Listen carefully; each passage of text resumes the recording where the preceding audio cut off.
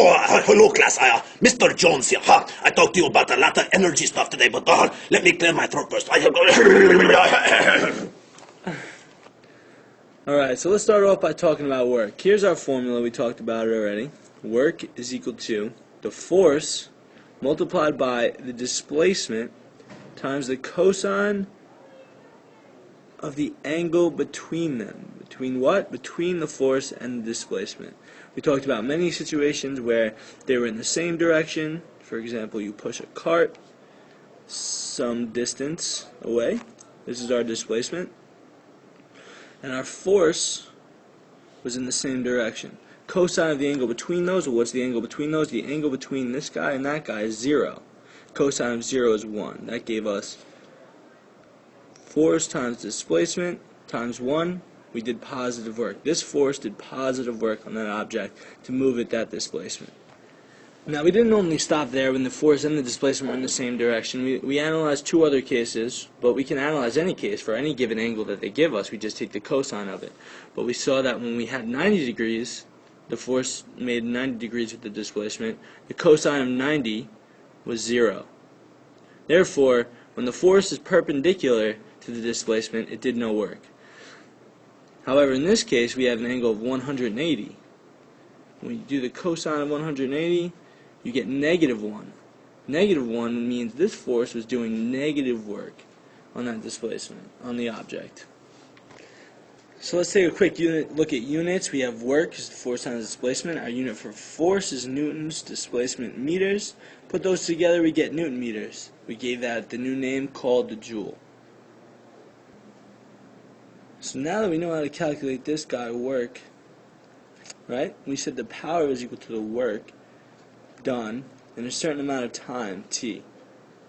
Now if we analyze these units, we take the work, which we know as joules, divided by our unit of time, which we use seconds. And once again, we give this guy a new unit, joule per second, as the watt.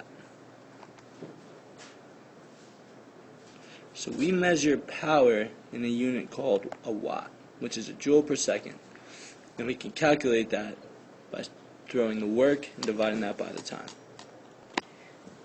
Students of physics, it's Miss Dolby here, and we're going to talk about kinetic energy. Let me clear my throat. Sorry guys, I'm not myself if I don't have a Snickers. So let's talk about kinetic energy.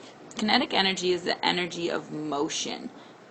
A lot of you guys have heard about kinetic energy before, and you knew that it's when you're moving. So obviously that depends on a velocity and also depends on your mass. So for our equation, we have kinetic energy is equal to 1/2 mv squared.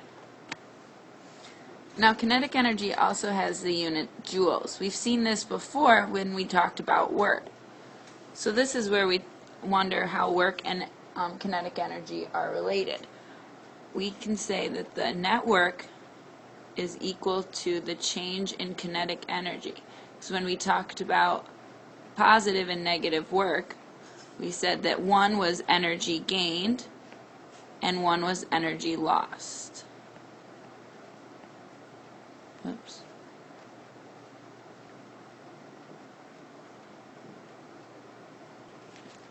The change in kinetic energy is equal to the kinetic energy final minus the kinetic energy initial. So with the net work equaling the change in kinetic energy, we can see that energy is never lost. So if we have work going in, so we'll have Miss Dovey over here and Mr. Jones over here, and we're throwing a ball. If I put work into this ball, so this is work going into it, and it's traveling, now it has kinetic energy, and as it's going, now Mr. Jones will stop it, and this would be negative work, and with negative work, as he catches it, now we're having energy, or work being done negative and energy out. So remember how all these things are interrelated, and we'll see you tomorrow, and good luck on the quiz.